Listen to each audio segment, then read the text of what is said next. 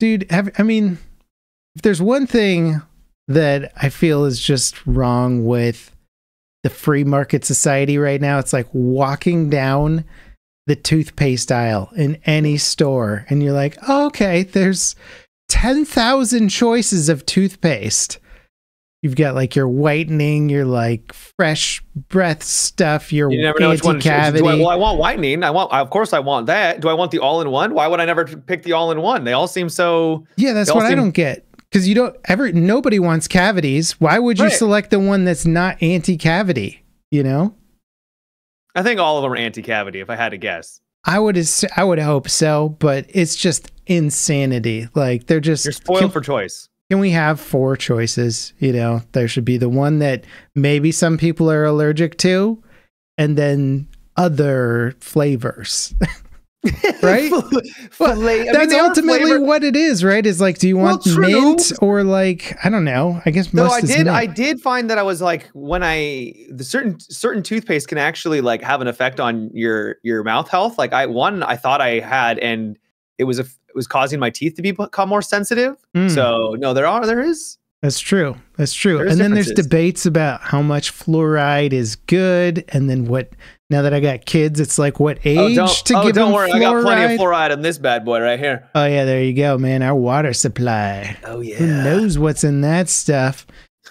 I think that's a good note to open the podcast on. Oh, that was the intro. I thought we were just talking about. All right.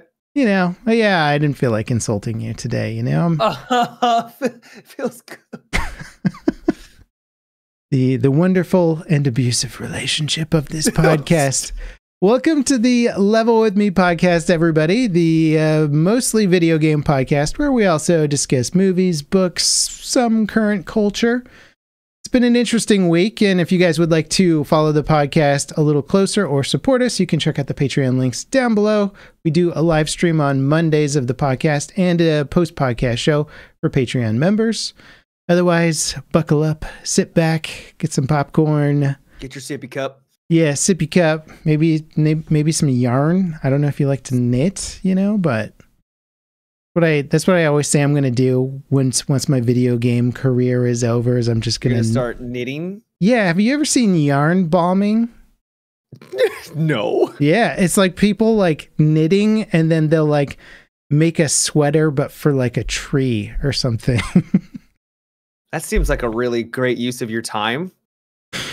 I saw it at this fancy restaurant and I was like, oh, what is this? Somebody made a sweater for a tree. And I was like, I looked it up and it's a whole thing. And now I'm like, that's what I'm doing when I retire. That just sounds like throwing something away, but with extra steps. How dare you? No, it goes on the tree. Well, okay. Yeah, if it was on the tree, I suppose it would kind of like wear and die over time.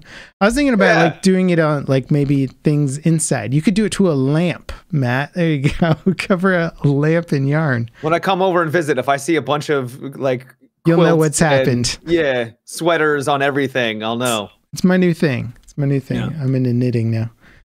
Ah, boy, oh boy. I think, oh man, should we lead with that? So last week we were talking about how bland Ubisoft games were and how their stock was just nosediving, and the company seems to have been making only bad decisions for the past 10-ish years or so. Well, rumor has it that Tencent previously was looking to buy Ubisoft. Ubisoft refuted those rumors and they didn't buy. And and now the rumors are back around. And this time Ubisoft has made a statement about this rumor about Tencent buying Ubisoft, acquiring Ubisoft. Tencent being one of the biggest companies in the world that owns League of Legends and a ton of games.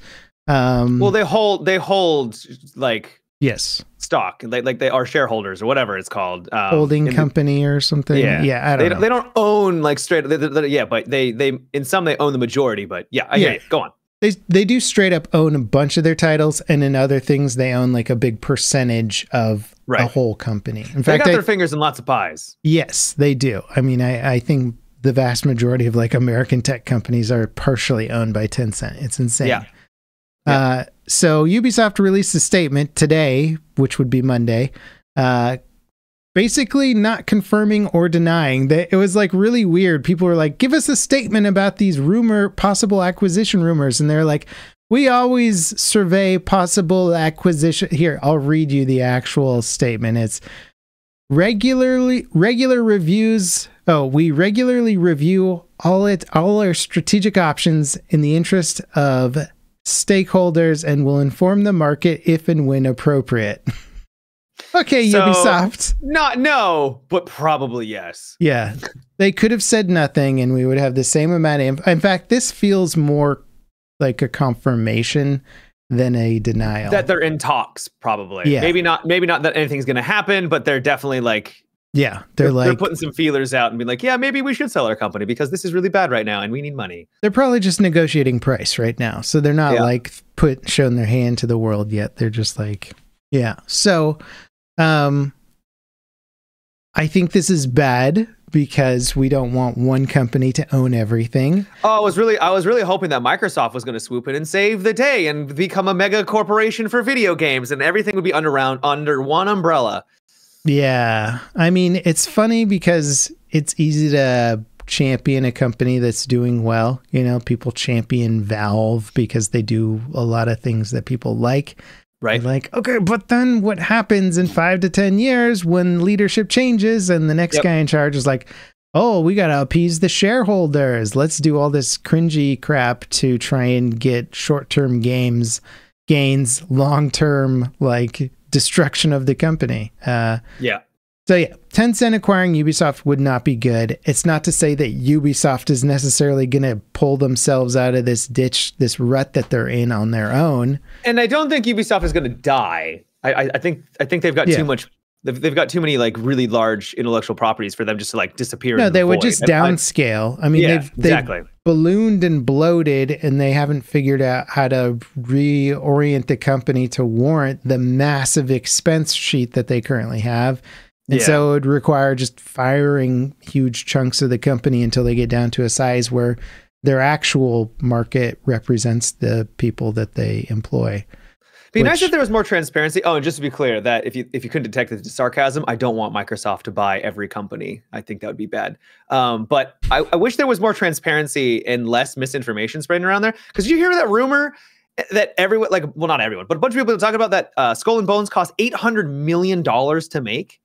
And everyone just started talking like it was exactly. It can't, like, that would be insanity. And everyone's just like, oh man, look at how bad they mismanaged it. $800 million. That would be double Concord, and that would be even more than Star Citizen at this point. We don't even know if Concord was like actually 400 million. We didn't get like definitive proof. That was just also a rumor. That's true. It was apparently verified by multiple anonymous sources. So, I mean, that's about as good as we get, right? The Concord stuff is more likely than the 800 million, right? Yeah. I mean, granted, Skull and Bones seemed like it was a much bigger project than Concord. But almost $1 billion? I don't know. Yeah. Insane. No, I mean, Ubisoft is figuring out how to waste tons of money. Granted, I bring up this example every now and then, but there was that weird mobile Will Smith game that was like a zombie apocalypse.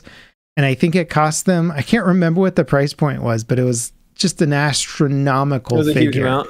And you're just like, where did that money go? Like all to Will Smith and like the K-pop artists that randomly showed up in the middle of the game for a musical number. As you do. As you do. I thought it was pretty cool, actually. That was my favorite part of the game because the rest of the gameplay was actual garbage. And did you actually play it, or was this just videos? Yeah. No, I wanted to see where the money went. You actually spent. There's a pretty successful video on my channel of me looking at this crazy Will Smith zombie apocalypse Korean video game. Yeah. I think it's Chinese. I don't know who made it, but it's insane and nonsensical and fun. We should co-op for it. We should. Yeah. I'll be down. Speaking of games you can co-op, wow. Halo. Man. Which got its co-op features like 2 years after launch or something. Yeah. Yep. So I mean, this isn't really Halo Infinite. Did it actually get its co-op features, or did they like I think it finally got co-op. Okay, because I remember. I don't know if anybody played it because it was kind of yesterday's news. From what I remember, they had to bag it, and then people were able to somehow mod it because it was technically in the game, but it doesn't matter. Continue. I'm looking at somebody's asking from a year ago. Halo Infinite has online co-op campaign support. There's no split screen co-op campaign support. Okay, maybe it was the split screen thing that I was getting confused by. Yeah, but it didn't get the co-op until way later. Anyway. Right. The news with Halo is that so Halo Infinite was developed on the Slipspace engine, which 343 spent forever and oodles of money, God knows how many hundreds of millions of dollars, developing the Slipspace engine, which was going to usher Halo forward into a year of many Halo games and craziness. They're trying to Call of Duty-ify Halo, basically. All the companies look at COD. Boy, did it. Yes, they did. They made it garbage. And they're switching over now. Microsoft and Bungie have announced, or not Bungie, what am I saying? Microsoft 343. And 343 have announced that they are switching over to the Unreal 5 engine because it can now do everything that the Slipspace engine was designed to do, and more, basically. And they just crunched the numbers and they went, well, if we're going to get the feature list of Unreal Engine 5, we're going to have to spend more time and money than it would cost to just retrain everybody to use Unreal Engine 5. Yeah. So they showed a video off and it looks gorgeous. It's like, of course it does. That's Halo in Unreal and it looks beautiful. Yeah. You throw the Halo artists into Unreal Engine 5 and you're going to have an amazing looking Halo game. Like, no question about it. The other thing is they're renaming 343 to Halo Studios. I think they're also doing a little restructuring in there too. I don't think it's, I think so. It's not like it's just a rebranded name, but yeah, it's a rebrand. Over the past couple of years, basically all the leadership of the company has been swapped out. Yeah. And so let's be real. Yeah. Probably needed it. No offense to them, but like you had a decade. You had a decade and you never really was able to land anything that stick. It's weird because Halo was such a powerful IP for its day. I mean, it was so incredible. Yeah, it was a juggernaut. It put the Xbox on the map. It made me buy an Xbox when I was like, I'm a PC gamer now. And then it was like, oh, I want to play Halo. It's on an Xbox. I'll buy an Xbox. Yep. Like, it was that powerful of a title. Steve Jobs announced Halo at like Macworld, and then Microsoft bought it. Like, it's insanity. Like, it was such a big IP. It has so much history and legacy behind it. And then they just slept on it forever and just kind of didn't know what they were doing, noodled around with a bunch of junk, and then gave us Halo Infinite, which was undercooked. Yeah, it was fine, but it was undercooked. And also, like, I mean, the narrative was whatever. And you know, they kind of fine. Open world Halo'd, and it was just and it didn't really need to be open world. No, I mean, I like the idea when it was of it. Not open world. Yeah, that's the irony. Is like the original concept for Halo actually was this sort of open. It was the idea that you could explore the whole ring world and like go around it, which would be so cool. Which would be super cool. The problem is that they just kind of followed in all the open world tropes and made it boring. Right? Yeah. They're like, let's just do the open world crap. Yeah. Go towards the blinking arrow on your radar and do the thing there. And you're like, okay, like you just made a game that was about handcrafted levels and amazing cinematic sequences and turned it into kind of a bland Far Cry type thing. I gotta praise them though. The people who worked on the grunts cooked.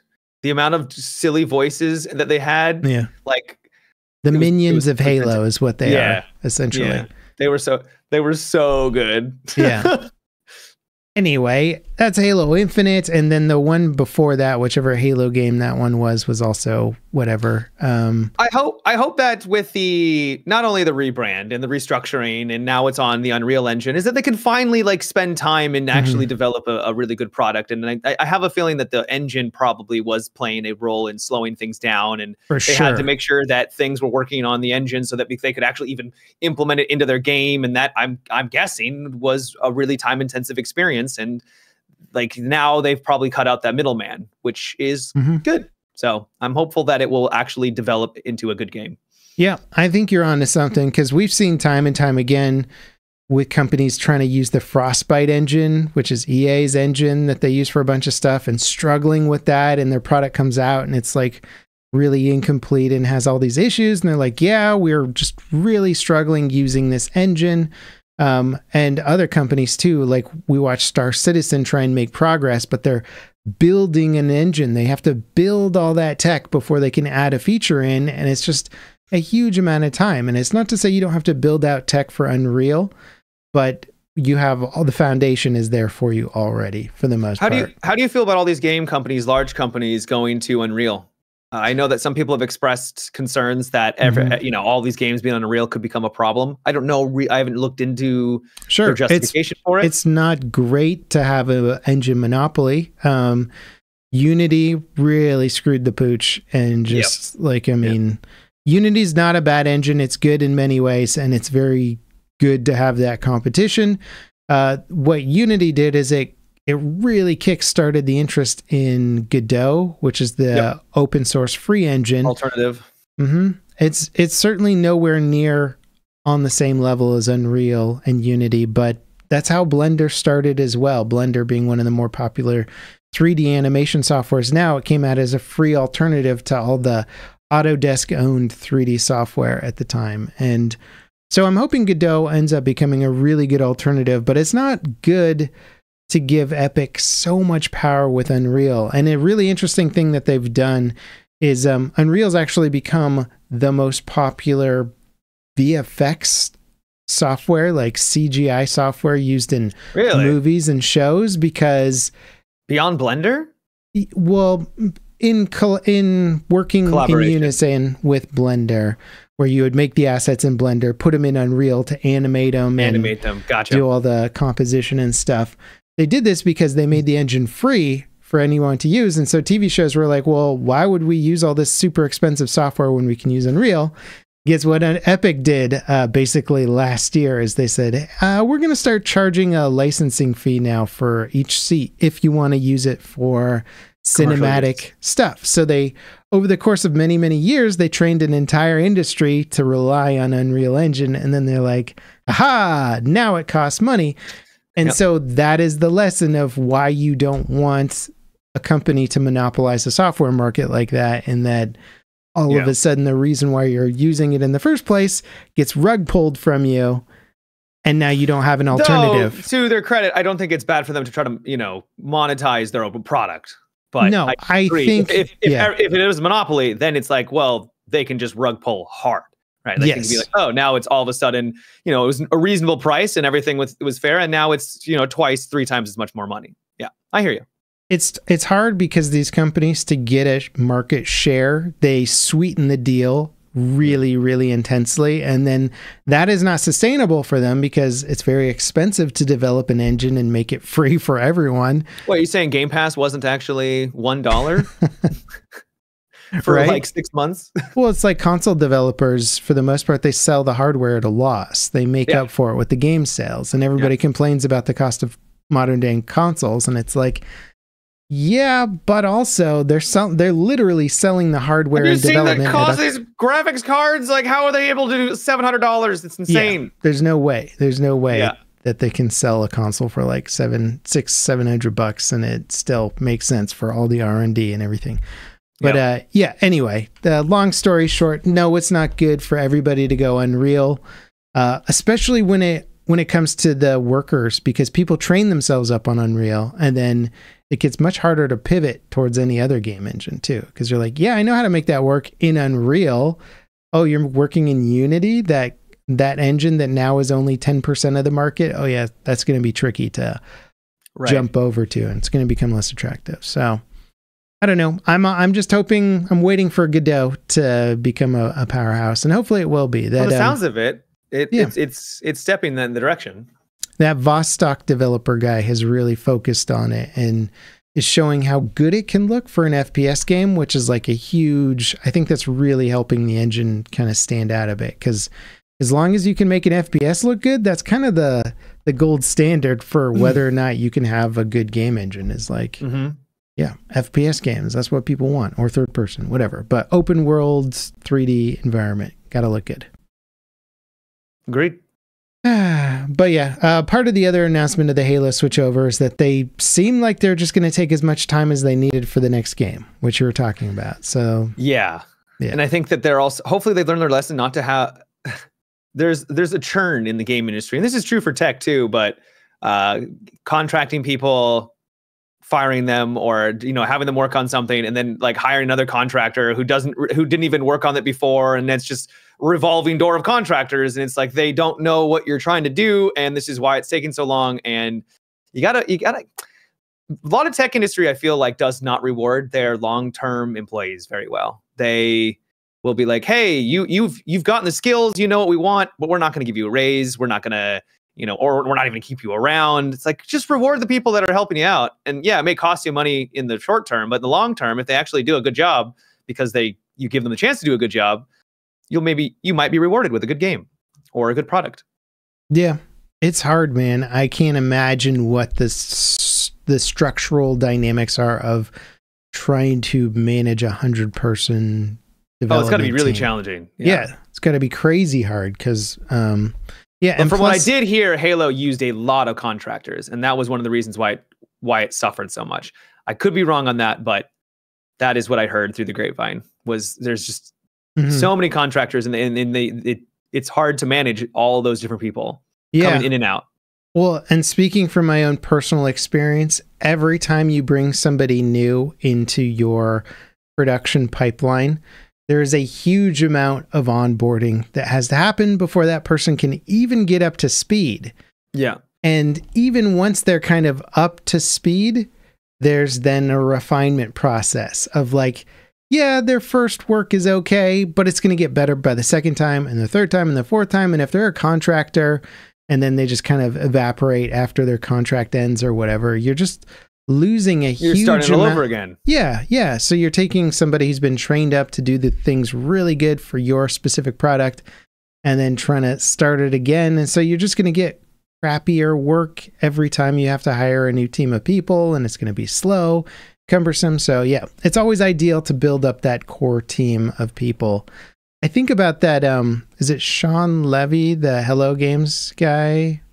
Sean? I know who you're talking about. Yeah. Okay. I'm probably saying the wrong name, but No Man's Sky. Yeah. No Man's Sky, where they talked about making Light No Fire with a core team of 12 people. And I was like, I can understand how that works, because you work on it for years with a really, really top level team. Like if he had his pick of like the best 12 developers he could, they could probably make a lot of progress and really refine the experience down to what works and what's fun. And then once you've got that solidified, then you bring in the outside work to flesh out the rest of the game with assets and content. Sean Murray. There we go. Thank you, Hoagie. Sean Levy. That's another Sean, but I don't know who it is. It's like an actor or something. Anyway, but yeah. And it's not to say you shouldn't hire contractors, because obviously contractors need work too. But if they do good work, bring them in as full-time people if they're interested, Yeah. You think so? I've been fired as a contractor in the game industry in my very early days. It's like you get hired on for a project, the project ends, and they fire the entire contracting team, and will keep like 2%. A couple. They'll keep they get to basically cherry pick the people who killed themselves to like make things work. Yeah. And they're like, okay, this guy's a workaholic with no work-life balance. Let's keep them on board and fire everybody else. And you're like, okay, cool. It's good to see how the sausage is made. Right? Grind until you die. Exactly. Well, tell me about a game you played this week that's good, Matt. I want some uplifting news. Let's change the narrative. Uplifting news, but terrifying news. I've played one night of Silent Hill 2 Remake, and it is fantastic so far. I never played the original, so I don't have anything to base it off of, and I know that the Silent Hill franchise has literally been one of the franchises that has kind of been the bedrock, the foundation of a lot of horror. So it's cool to go in and experience it for the very first time, but in absolutely stunning HD quality. Yeah. Dude, the graphics are bananas. They are gorgeous. The lighting, there are moments where you just sit there like, man, horror games are going to look horrifying in like 5-10 years when things are getting even more down this realm of realism where you step into a room and like, this is a room. So it's visually stunning. This is a room. Yeah. Let's quote that. This is a room. Well, like legitimately, it's getting to that point where like, God damn, these games are looking really good. Yeah. And because it's horror, it just adds that immersion, right? Like it gives it that eerie feeling because you feel like you're actually there. But so I never played the original, so I don't know what the original combat was like. But this one is difficult in the sense that I'm playing on hard. But enemies are aggressive. They will sneak around a lot. They'll like make themselves known, and they'll kind of like skitter out into like the darkness and then kind of flank you and try to catch you by surprise. And it's challenging and freaky in the right ways where it hasn't become too repetitive just yet. Apparently the original game didn't have a lot of enemy variety, and this one is sort of suffering that a little bit, but it's not too bad. One thing that I'm really impressed by is that there is a difficulty slider that you have to choose at the beginning. You can't change it at midway, unlike the actual combat difficulty slider, is a puzzle slider. So there's like easy, normal, and hard. So puzzle slider is locked from the start. Locked. Interesting. Because it changes the actual like world. And you don't get to know what kind of puzzles it's going to throw at you. No. So interesting. I picked standard and normal because apparently that required less backtracking, and I don't like backtracking. Yeah. But if you go with like hard, you got to bring out like calculators, and they're apparently very like it actually changes the difficulty of the puzzles. They're more complex. They have more things to do, and I've never heard of a game do that before. That's awesome. Maybe that was sounds like they're pulling from games? like Myth almost. Do you ever play Myth? Oh no, not Myth. Mist. Yeah. Where like I played it when I was like 10. Okay, but that and then game never got past the first level. Was like you had to really kind of take notes and write things down, and you're like, wait a minute, I don't know if it's as obscure and vague as Myst was, because that was just like I don't even know where to begin. Yeah, it's just that they're more complex, and there's different variants of like the difficulty of it. So if you don't want to worry about puzzles, you're just like I want to just experience the story, then you can just. What kind of puzzles has it thrown at you? Like, give me an example. Really, like fun ones. The puzzles so far have been really great, where there'll be like a poem, and you have to kind of decipher the poem and put the right combination in. Sometimes it's just like reading a message and then deciphering the message to figure out. So they've actually like finishing like a line satisfying. In the poem or something like that. Say again, sorry? Are you like finishing a line in a poem or something like that? Sometimes to that effect, yeah. Okay. Or you'll come into a room, one of the puzzles is there's just a bunch of like bugs on a wall, and then you kind of have to figure out like, okay, what is the significance of these bugs? Then I like that. That's classic game puzzle stuff where you don't hit the button and it's like, all right, you have 2 minutes to solve the hacking puzzle or whatever. Instead it's like what does this mean? It's an actual puzzle. Yeah. It's there's apparently a puzzle in the recent Starfield DLC where there's a room that's locked, and you just have to go to another room and click a button, and then it opens up the door. And like that was the puzzle. That sounds about Starfield's level of depth, you know. Oh, that was intense. So it's no, I've actually been very impressed so far with the puzzles. They've probably been one of the bigger highlights so far. Yeah. Horror games and puzzle mechanics go really well together. Like there's just something about it. It's like throwing together the whodunit mystery with like kind of creepy, spooky vibes, and you're like, it's good. It is a little silly because there's some where you're trying to get a key through a door, and one of the earliest puzzles is you have to pretty much fix a jukebox, right? And then when you fix it, a key comes out. You're like, who in the world, who in the right mind sets up this to be able to get their key back? Like, there's no way. Yeah. Right. Yeah. Like, this is nonsense. You must know my favorite playlist from 1989 in order to get the key. It's like, what? What if you forgot? I can't remember what I liked to listen to. You know, that's silly. Yeah. Also, like the mechanics of like delivering a key out of a jukebox. It's like, okay. Right. Right. Fun though. It's a game. It works well for a game. Exactly. So I'm excited to play more. I'm looking forward to it. It's been a blast. It's scary. It's not like what I'm enjoying about it. It's not jump scares. There hasn't really been any single jump scare. It's just more like you can see down a dark hallway and there's no light at the end, and all of a sudden you notice something shamble. Like, oh boy, buckle up. And then Pyramid Head shows up. So it's that kind of horror. There's a couple jump scares, definitely, but it's more of like, it's just because you didn't notice the thing in the corner. Yeah. And then it started shambling towards you and you're like, oh God. So yeah, it's great. I'm glad that's becoming more popular, I think, across the board with horror, whether it's games or movies or whatever, is they're leaning heavy into the creep side as opposed to the, I jumped up in your face and now you're startled, you know, and it's like, it's harder to do the creep side well. It's much harder. But if you do it well, it's so much more effective, right? Because now it's in your mind. It sticks with you more. Yeah, for sure. Imagining what lurks in the darkness versus seeing what lurks in the darkness is a different vibe altogether. Yeah. I like it. Agreed. I did watch a horror movie last night. One that I've been wanting to sort of check off the list because it's led to like a couple of sequels that keep showing up. The movie's called X, and just X, like our new social media platform. Elon Musk is the director. No,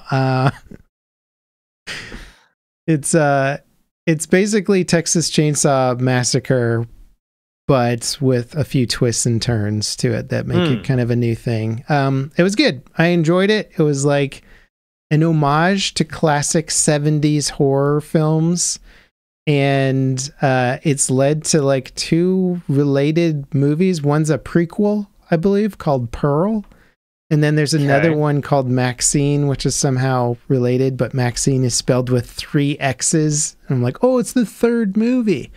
Yeah, I thought it was just a sexy thing. Yeah, well, actually, this movie X is like, they go out to the ranch in Texas to like shoot a adult film. So it does have some sexiness to it. Okay. Of course, which is very much what a 70s horror film is. You've got the sexy time, and then you got the slasher stuff and all that. I thought it was good. It wasn't as good as, say, Hereditary, which I think is like a masterpiece, but that's kind of new age horror, and this was kind of nostalgic horror. Yeah. So that's solid. But anyway, just talking about horror games, horror movies, you know. So far I'd recommend Silent Hill. I mean, I haven't finished it. Apparently it's about 16 hours. I put about 7 hours into it so far, but it's good. It's engaging. I can see why it got good reviews. So yeah, it's great to have. It's expensive. It's $70. So it's not a cheap product, but it's a good remake. Cool.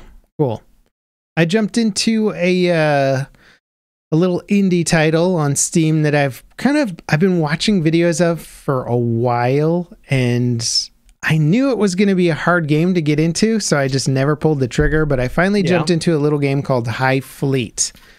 Another space game, huh? It's not space, Matt. You're on Sounds Earth. like space to me. Well, it's there. Hey, there's naval fleets. Okay. It's true. High fleet specifically means an air fleet. So these are ships that use kind of, visually, it's like some sort of dystopian future. It's sort of like Mad Max, but with Dune vibes to it almost, if that makes any sense. It's like steampunk Dune or something. So you have these like massive metal ships, but they fly with like giant rocket thrusters, and so you have to like land and refuel and rearm your fleet and repair and rebuild and purchase and stuff.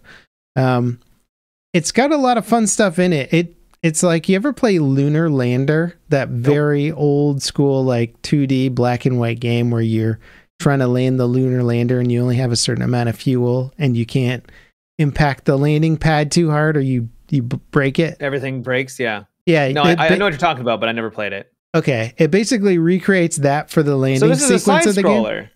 Yeah. Yeah, it's a side scroller, but it's weird. It's like it's like 3 games in one. So you have Lunar Lander for landing at bases, and so you got to like ease in your ship and sort of pick the right landing pad, and you can damage if you don't set it down nicely. Then you've got like kind of a story-driven narrative game where you actually have choices, where you're trying to establish relationships with different factions and get aid and alliances and stuff like that. And so that's kind of a multiple choice dialogue tree game. Then you have a top-down strategy game where you're picking your next location in sort of a roguelike format, but it's like a long form roguelike where you could save your game and come back to it later.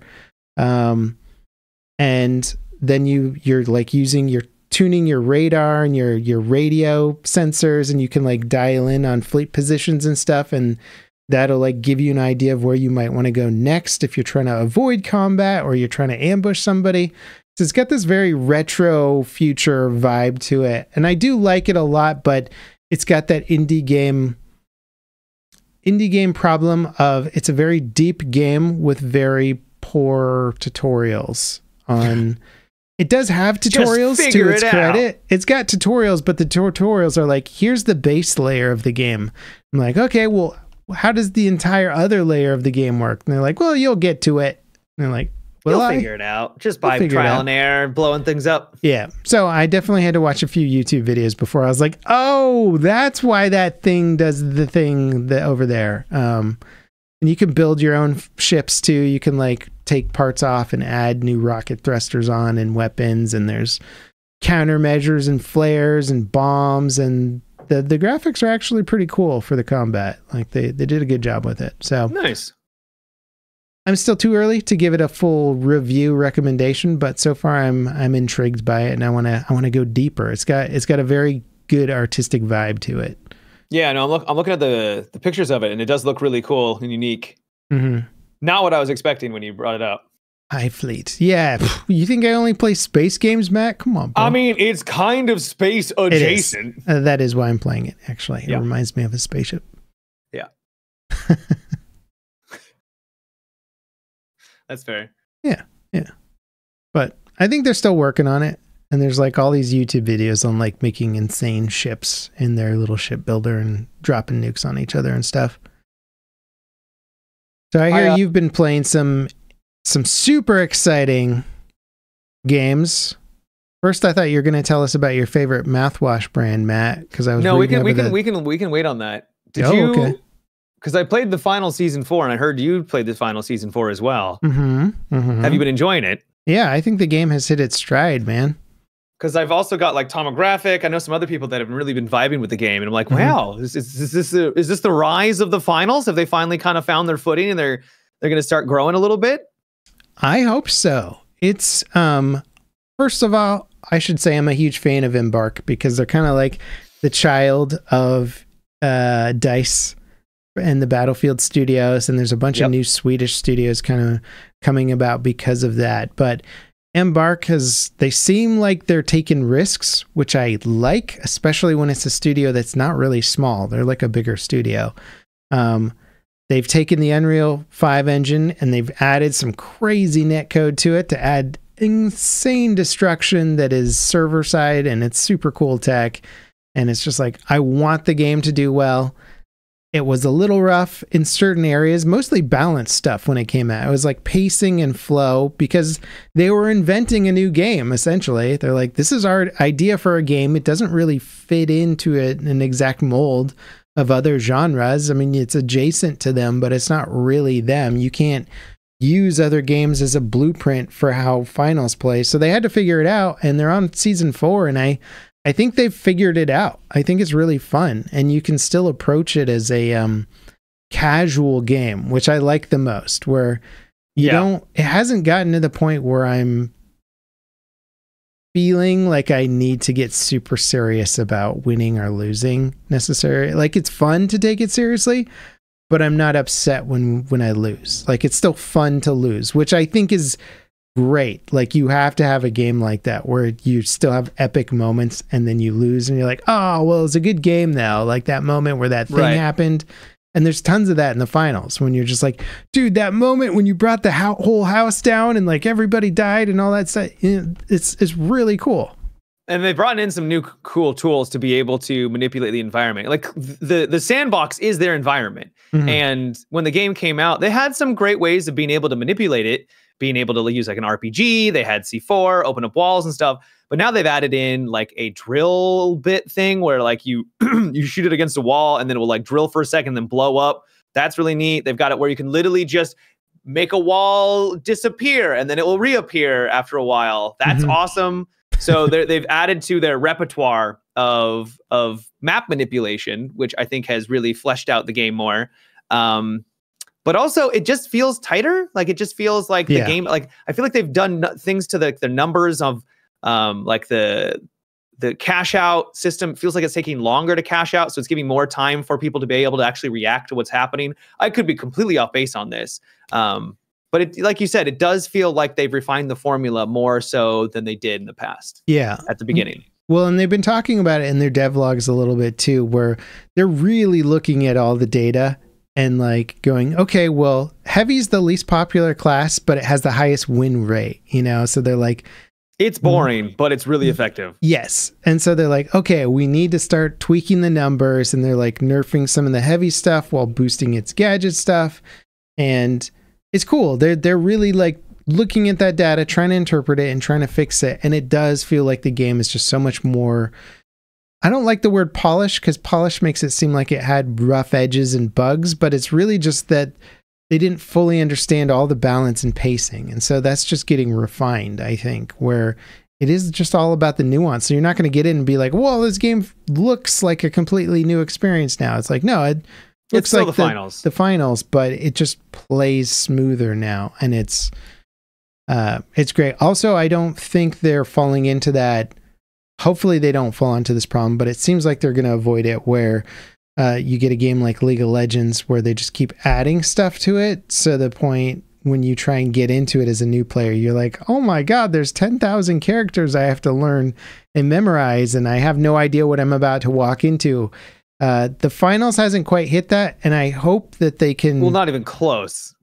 But yeah. Yeah, continue. But you know what I mean? Like they could just keep adding an insane amount of gadgets where you come into the game, you're like, I don't even understand like what this blinking thing is on the wall. Is this a mine? Is it C4? Is it a teleporter? I don't know what it is. Yeah.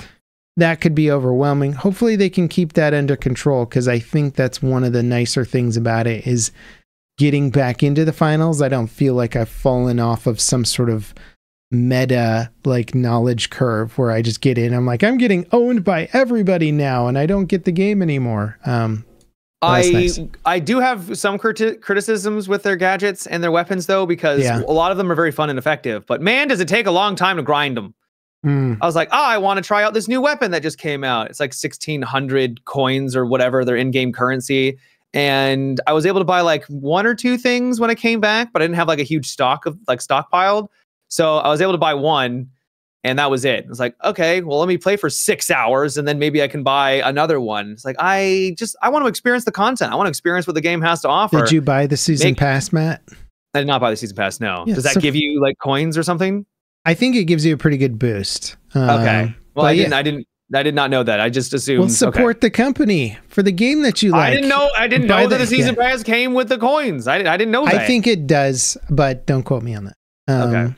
It has in the past. I didn't actually get the latest season pass either.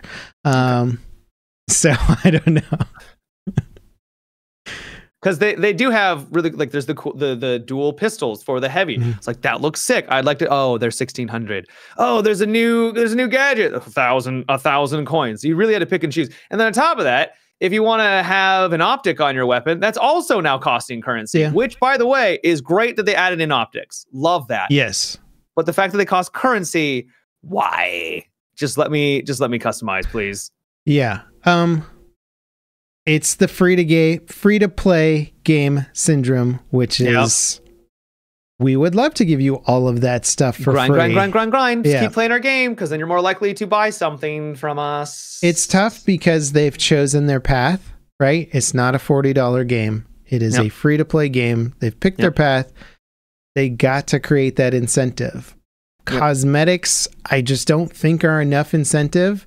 Like, the game will just die. Like, I would love it if only cosmetics were payment options, but they want you to buy the season pass, where you get both cosmetics and you get a boost to unlocking things. You can still get everything unlocked by playing for free. You just got to really play the crap out of the game to get it, I believe. So, I mean, that's just what it is. But if it means we get a successful game at the end of the day that's going to be populated and people like it and are enjoying it, then... And it is starting to grow again. And by grow again, I mean it's actually growing, which it never really did before, which is great. Yeah. No, it get little surges with seasonal stuff, but they made a statement and said their player retention is better this season than it's ever been. So I would love for this to be a Rainbow Six story where they start off rough, you know, kind of have a little hard time finding their footing, and then they start to chug along, and then it starts to build and build and build and build, and they become this, you know, really successful title that's, you know, providing great content to their players. And then it gets so complicated and exclusionary that nobody ever wants to play it again. Yeah. Toxic and no, but it is. I still love you, Rainbow Six. I do. I just got time for other games now. That's all. This game's just got such a good vibe and style to it. Like the art side of it, I was attracted to this game well before I had any idea what it was. You know, like the initial trailers, I was just like, oh, it looks like some sort of crazy Running Man thing. It looks amazing. Oh, that's such great trailers too. Yeah, such cool. I love how guys explode into coins. It's just really cool. And then it has like a physics to it, and they'll just like slam against a wall. It's so good. Yeah, it looks dope. Where every other game's like Gibbs or you know, people explode or ragdoll or whatever, and you're like, this is better. I just can't. I can't explain it. It's like got that, you know, like in Diablo when you pick up coins and it makes that little clinky sound of of coins jingling and stuff in your coin purse. This has got that like weird sort of subconscious dopamine hit when you like kill somebody and they explode into coins that like go everywhere on the ground. It's just so cool. And I like the idea of it also sort of being a Ready Player One type universe where it's a video game that is a video game, right? It's a video game that is inside also of a video game. Yes. And so that gives them this freedom to just be like, yeah, this will just materialize in front of you because it's a video game and we know it's a video game. We don't have to create some sort of logic where we parachute something out of the sky and then you get it. Like, no, like it'll just be there. If we want a rubber ducky in the middle of the city that breaks and destroys a thing, we can do that. If you want to pick up something and have it levitate with your hand and then force push it at somebody, you can do that. Because it's a video game. Yeah, it's great. Inside a video game. Yeah. Gives them tons of freedom with how they want to do stuff and just kind of unshackles them and probably makes it cheaper, honestly, to do a lot of that stuff. Though I wish they would maybe not cut so many corners, like with voice actors. That would be nice. Oh, you're still hung up on the AI voice acting thing? Yeah. I mean, it's noticeable. Is it now? But I notice it. Now that I know what to look out for, I'm like, yeah, I can see. It's not the end of the world, but it's just like, you know, I feel like you could just hire some actors and it would probably sound better, but that's fine. Maybe not as quick. Just wait for AI to get better, okay? And then it'll just make all the video games for us. We'll be like, hey, AI, make us a cool video game. Like, make a video game where me and Matimio are like the main characters. And I mean, there is now someone posted a video of this new Microsoft technology where you can give it. So instead of it scraping the internet, it will scrape and use the things that you give it, and then you can turn it into a podcast. So it will then take the information and then turn it into a podcast. But apparently, and I listened to it, it's like, it's concise. It actually makes it digestible. The people sound like people. They banter back and forth like they actually have some rapport with each other. Like they've been doing this for a long time. They're charismatic. It's like, even podcasters aren't going to have a job anymore. Like, this is ridiculous. Like, the future of AI is scary and fascinating and like exciting, but terrifying. Did I mention terrifying? It's wild. I've listened to some of that stuff too. It is, it's really funny where my neighbor actually sent me a thing where we were playing a board game and the instruction manual was like 50 pages long and it was just taking forever to learn the game. So we'd get like halfway through a game and be like, oh wait, we've been doing this wrong the whole time. Of course it's not playing well. And he fed the manual to an AI thing that then told us the rules in like a podcast format. That it was like, that's so cool. It was cool. It was super weird. And I was just like, I don't even know what's happening anymore, dude. There's just like, it's like listening to you and me, but like tell people the exact rules for how a video game worked. Now you are assuming that it's getting things right. That's the big caveat, is that you're just trusting that it's not just making stuff up because it thinks that's how it works, right? It's not reading it and deciphering it. It's just trying to figure out what you think it. Yeah. So yeah. That's the big hang up. On that front, so if you haven't been keeping up with the OpenAI funness, OpenAI is going private. It started off as a nonprofit company where it got hundreds of millions of dollars in funding because they were going to do something good for the world and society. And then they're like, by the way, wouldn't it be cool if we privatized and made crap loads of money? So that's what they're doing, because that's apparently it's actually legal. Who knew? You could just take a nonprofit and be like, what if we just kept all the money? Oh, love it. Yeah. So the whole board has resigned. Sam, whatever his name is, Altman, is still the CEO. And there's rumors that the company's on the verge of bankruptcy. Apple just pulled the funding that they were going to give the company because they went private. Yeah, I don't know. I don't know what the actual reason. Yeah, they said they were going to give them like 10. I don't know. It was like hundreds of million. I don't know.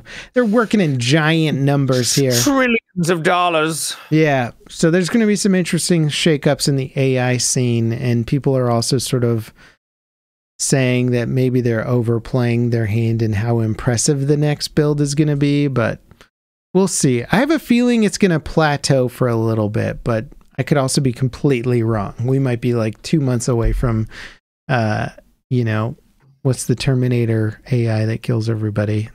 Skynet. Yeah, there we go. You say Cyberdyne? I think that's the company that made Skynet. Oh, okay. Cyberdyne Systems or something like that. Yeah. Anyway. Yeah. Please no. I know. Please no Skynet. Please let us play video games. Just help. Just let us experience life. That's what please. Yeah. That's all I want. And if you're going to use this as batteries, can you make the Matrix like really cool? Like the Matrix. Can you make me like chiseled abs, maybe like not bald? That would be great. Yeah. Yeah, can we be like royalty or something? That'd be nice. Maybe some royalty. Then I'm okay with it. But unless we're like royalty and we have servants, I don't know.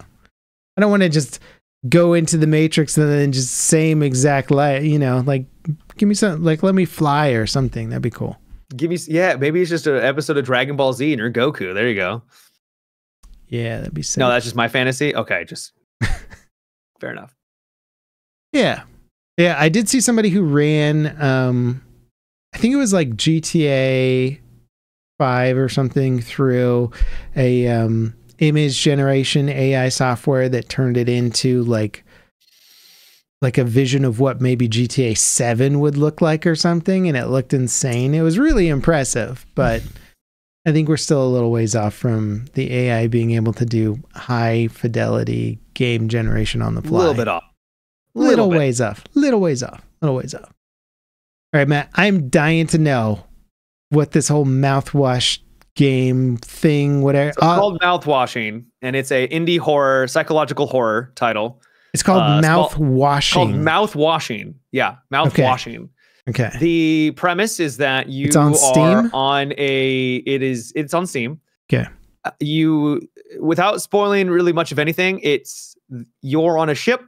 A person, God, how do I not spoil? Basically, the ship has crashed, and they are a shipping company. A spaceship? Spaceship. Yeah, okay. Spaceship.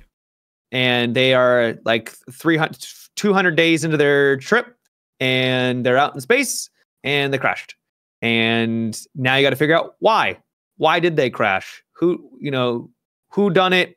And it's this look. It bounces between characters, and it's a psychological horror with horses, weird cartoon horses. Are they alien horses that you find on the planet? Nope, not alien horses. Nope.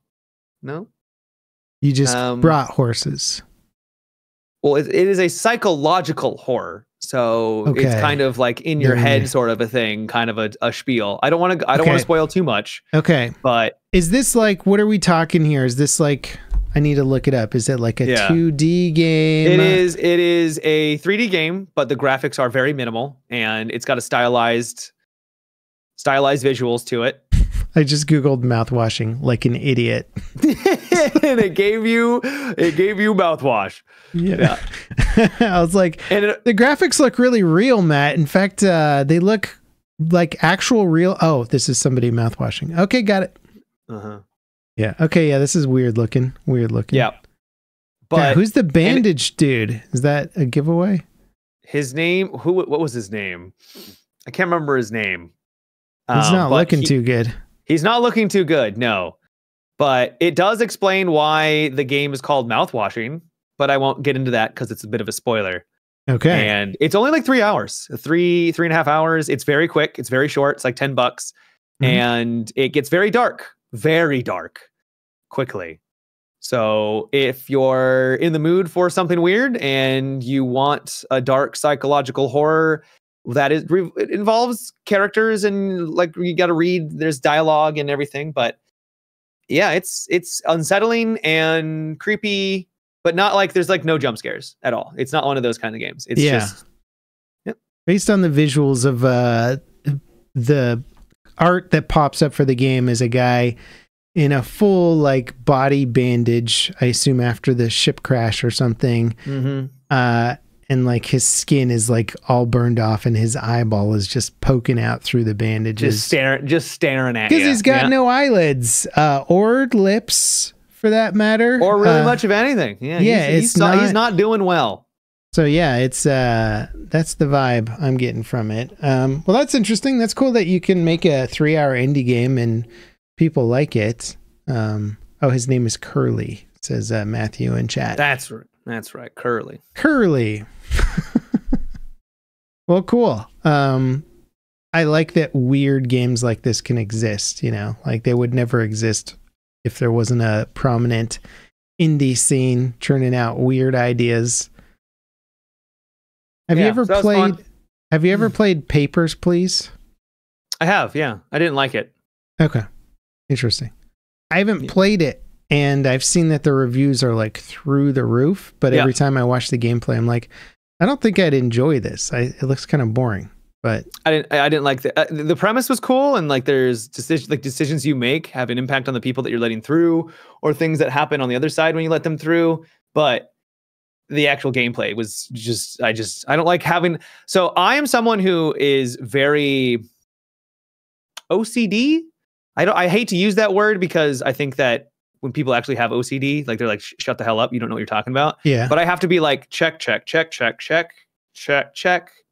And I hate doing that. And so like when I would take Scantron tests, I'd be like, okay, it's 4, 4, 4, 4, 4. And I do that over and over again, which is OCD. Yeah. Right. Yeah. I know what you're talking about. I think I am a little OCD in that respect, actually. Yeah. And so when I do that for a game where I have to just check everything, I just get really like flustered. So it just didn't really vibe for me. Gotcha. It's almost like it sounds like the point of it is to do that back and forth checking, which in my mind also is like that's an annoying UI design, which is how my brain would process that probably as well. Where it'd be like, why not just put them side by side? It's meant to be a little bit of a memorization thing where you're like, you become good at your job, right? Yeah, gotcha. Okay. Yeah. I might still check it out just because the reviews are so insane. Like people are like, this is the greatest game ever made. I mean, it's inspired other titles like Papers, Please. And then there was the Border Patrol Simulator game. I can't remember what it's called. May have been literally called Border Patrol or something. And that was very similar where you had to like go around and check like cars if they had like contraband and stuff inside of them, and you had to check their papers, but it was a little bit less like annoying, at least when I played it. Gotcha. Yeah.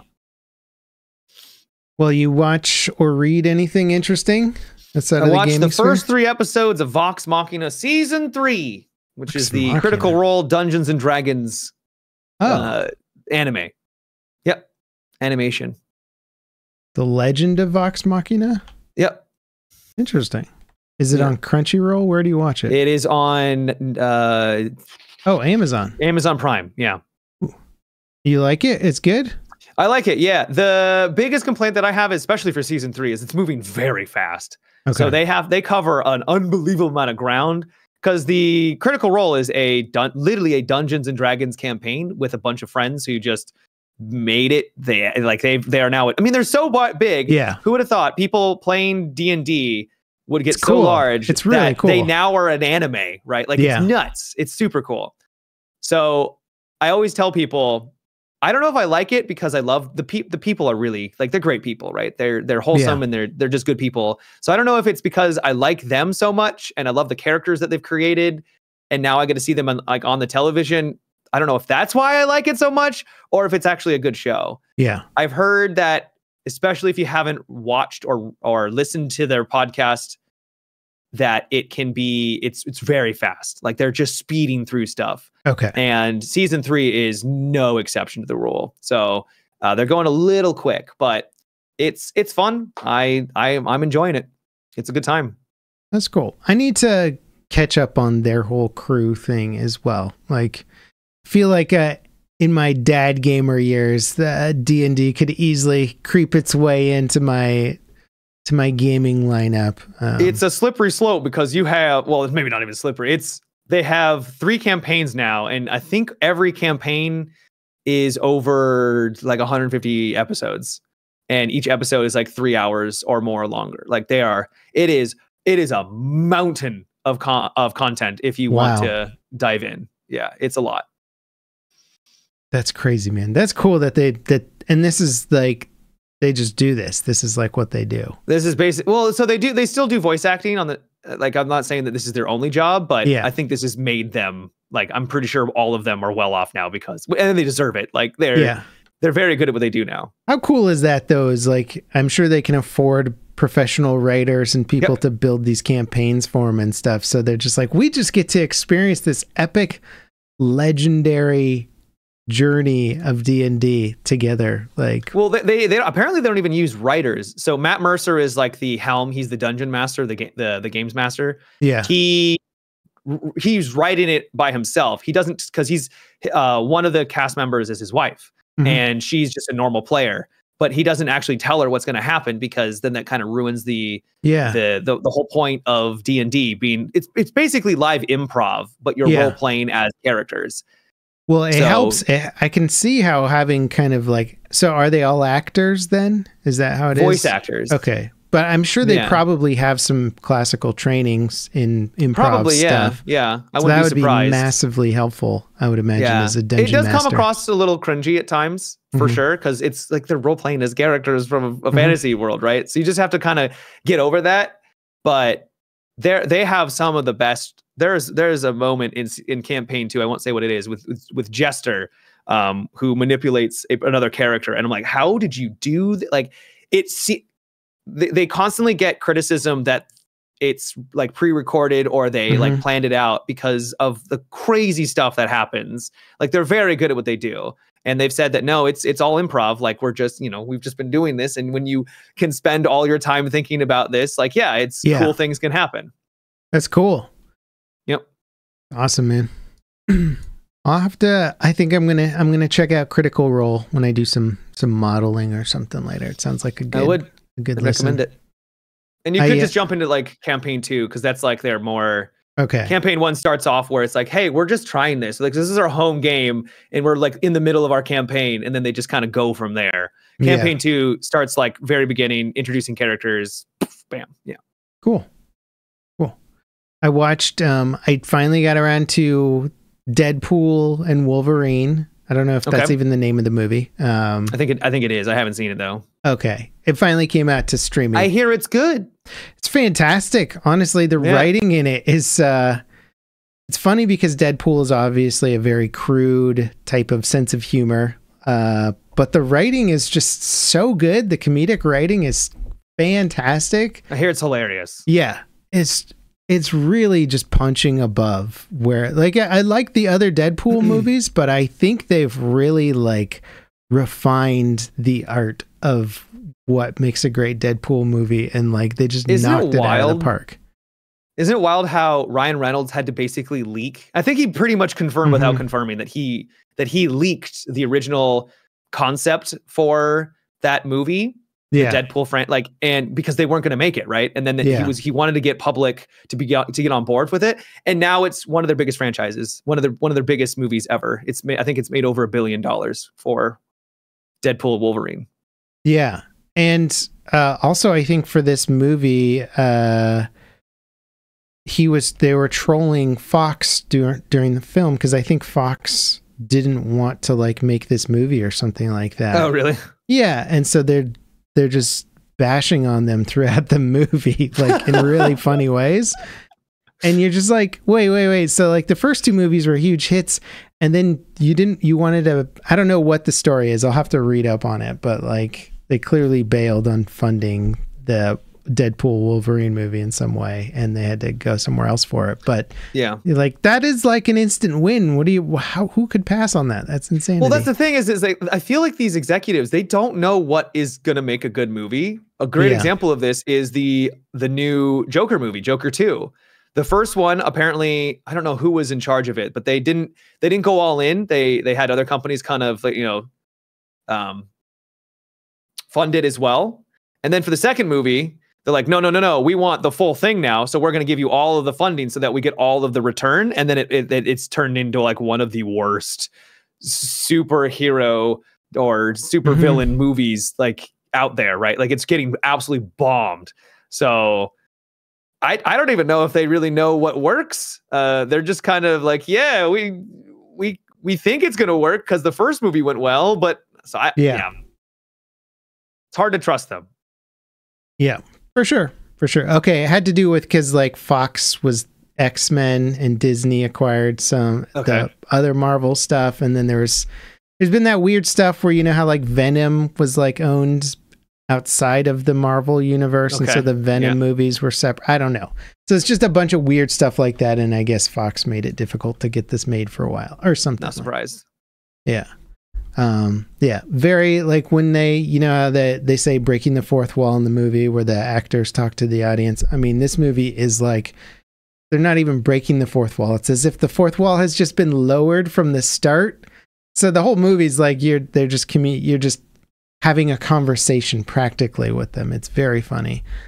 And very on the nose and kind of a perfect film, honestly. Is just a really solid movie. Nice. Surprisingly good, given how crude those movies also are at the same time, when it's just like gratuitous gore for the sake of gratuitous gore, lots of just silly, like just potty humor type stuff that is on par with it. But then also, I love they got Wolverine to come back too, especially considering he's like, I'm out, I'm done with this role now. Oh yeah, and like, as soon as he like shows his abs or something like that, of course it's done up to like an insane level. And there's jokes about him being stuck doing Wolverine till he's 90, and all that kind of stuff, and just playing up on the multiverse crap where he's already died, in the universe, and all that stuff, and just how dumb the multiverse is, and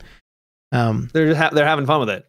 Having some real fun with it, because nobody likes the dumb multiverse stuff. We're just like, okay, it's here too we confusing. Go. Well, yeah, and you can just nothing has significance anymore. If a character dies, and you can just go to another universe, and they're back. Ooh, yeah, and you're like, okay, so now I don't get sad when somebody dies because I know they can just come back at any point. Right, but it's not actually them; it's a different version. But for all intents and purposes, it's the same person. Yeah. So. Yeah. Massive recommendation on that one. See it as soon as you can. It's fantastic. I also watched a movie called The Worst Person in the World. It's actually about you. And no, just kidding. It's What the hell did I do to deserve that title? Damn, I just play video games over here. It's a good title for a movie, though, isn't it? Right? You're Yeah. like, well, who is the worst person in the world? And what? And it's the thumbnail for the film is like just this girl looking happy. You're like, how is she the worst person in the world? It was pretty good. It's like a Norwegian film. I think it takes place in Oslo. And she was in Presumed Innocent from okay. I recognize that actress. Very good movie, really well written, really good acting, super good character connections and like meaningful story. It's kind of like a coming of age film, but less about where a lot of those films focus on, say, the teen years of figuring out who you are and stuff. This is like more around like your 30s, and it's about her trying to just navigate her way through life and sort of revisiting, you could call them tropes to a degree, but talking about it in a more interesting way, which is like, okay, life is sort of set up in a way of first you go to school, then you get your career, then you get married, then you have kids, then blah, blah, blah, blah, blah. And not everybody fitting into that formula. That mold every time. Right. That mold, and sort of her generation figuring out how to navigate that. But it was really well done. And I had a funny feeling while watching it in that when you watch a European coming of age film where it's done in a country where they haven't totally screwed their economy and their way of life,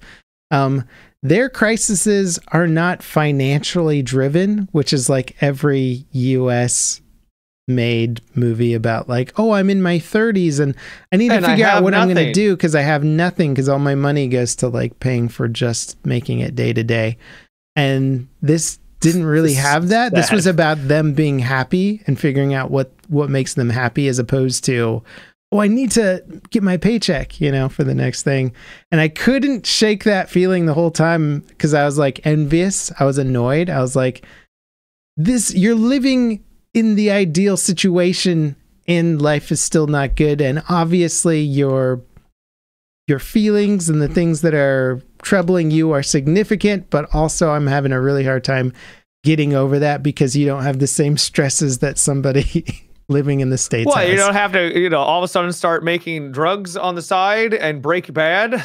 Yeah. Or at least I'm not saying people in Norway don't struggle with those things, but it wasn't portrayed in the movie as being a struggle. Yeah. Like the characters have an immense amount of time to sort of isn't it considered walk one around. Of the most like one of the happiest places? Like their citizens are just on average just much happier. Yeah. I think people in like Scandinavian regions are crazy happy, like highest. But there's not a lot of people there. That's the thing, is they have a very small population. Yeah. And usually they have like those crazy rules about like their work weeks become like 3 days or 4 days and all this stuff. I mean, I'd be happy if I was only having to work 3 days. I'd be sick.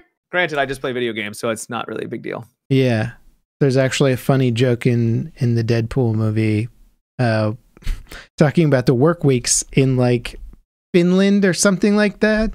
And Deadpool saying that he only wants to work every other week because that's how the Finns do it. And he's like, well, they'll never put anybody on the moon, but God, are they happy? And I was like, that is kind of a funny on the nose point. Is like, nobody's going to achieve anything particularly impressive compared to the rest of the world if you're kind of like living a life of leisure and like nice balance like that, where we're killing ourselves over here to like do stuff, but we're less happy. It is a funny juxtaposition of the two ideologies. It's good. And now we're just work addicts, Yeah. I notice I gravitate towards just a full schedule and chaos. I'm just like this, even when I don't have to. This is what I just do. You could just sit down and read a book, Level. But then I'd be like, well, I'm not making progress. I'm not leveling up in life, Matt. It's video games, right? I'm playing an RPG right now, and I'm like, I've been fishing all day. I haven't been working on my sword fighting or my magic skills, bro. The things that really matter. At first I was like, wait, are you practicing sword fighting in real life? But then you continued on, and I was like, oh, he doesn't actually wield magic in real life. He was talking about in-game. So yeah, but I could practice sword fighting. That'd be cool. You could. Yeah. Yeah. Be like that should be in the Olympic. Oh, I guess they do have fencing in the Olympics. They do have fencing, yeah. Do they have like broadsword? That would be cool. I don't think so, no. That'd be so much cooler than fencing. You can't even see what they're doing in fencing. Yeah, but in fencing, they're like up there and they go. It's like instant. Well, that's like, because like, imagine now they don't have that protection. That's like sword fighting in real life is not like ping, ping, ping, ping, ping. It's literally like, yeah, they're bashing each other. Ping dead. Like it's literally just one and you're dead. And you're dead. Yeah. No, I get very that. fast. But I'm just saying watching it is very difficult because you have to know all the nuances. You basically have to have fenced. That's why I don't watch it. To understand anything that's happening. Whereas if they had like broadsword fighting with dudes wearing armor, you could at least watch that and be like, holy crap, he just got hit. He just got his helmet hit off. Like, good God. Yeah. That dude's shield exploded into 1,000 splinters of wood. Okay, I don't know how to tell you this. That's literally just the Roman gladiatorial arenas. I mean, I'm up for it, dude. I want people to fight for me. I want them to bleed for me. It's like one of those dystopian future. You remember Death Race, where like the prisoners can like race in a death race for their freedom? Oh, there we go. I'm all for it, man. That's what you want? You want that? Okay. They don't have to. As long as you're transparent about it. Matt, they don't have to. They have the option where they can roll the dice in this death race. And if they win, they get their freedom. But they don't have to sign up for the death race. You know? Right. I'm just saying. Can you imagine signing up for that race? That's literally called Death Race. I mean, if you're a lifer, dude, you're like, I'm going to be in here for life. Either I die in the death race or I just waste away. Yeah. If he dies, he dies. Yeah, I'm sure it's great. It's a good system. I do love this. Good system. Yeah. The first Death Race movie was actually pretty good. I liked it. Yeah. Very civilized. Yeah. Yeah. Well, anything else you want to talk about? No. Would you want to give the people what they've really come here for, which is their life-changing advice that you're about to give them? Yeah. So one thing I've learned this week is do not drink the mouthwash. So there's actual mouthwash in the game Mouthwash. Yeah, there is mouthwash. Or mouthwashing. Yeah. Okay. Yeah.